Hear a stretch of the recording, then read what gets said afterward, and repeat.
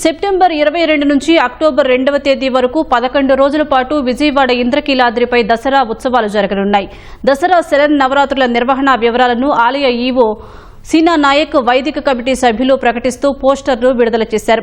September 29న మూలా నక్షత్రం రోజున సీఎం చంద్రబాబు అమ్మవారికి పట్టు వస్త్రాలు సమర్పిస్తారని వెల్లడించారు.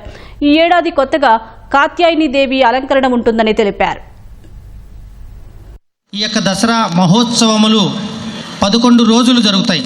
విశేషంగా ఈ సంవత్సరం మనకు 11 డేస్ రావడం అనేది చాలా గ్రేట్. ఇది యథావిధిగా ప్రతిరోజు కూడా నగరోత్సవములు ఖచ్చితంగా జరుగుతుంది.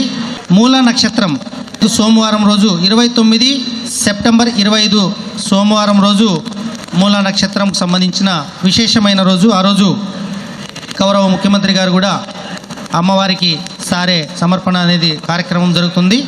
విజయదశమి వచ్చేసి 2వ తారీఖు గురువారం, అంటే చివరి రోజు. ఆ రోజు తెప్పోత్సవం జరుగుతుంది.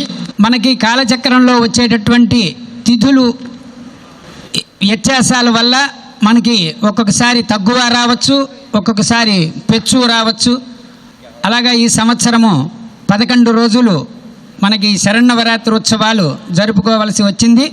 11 రోజులు 11 దివ్యమైనటువంటి అలంకారాలతో అమ్మవారు సర్వాంగ సుందరంగా అలంకరించడం జరుగుతుంది.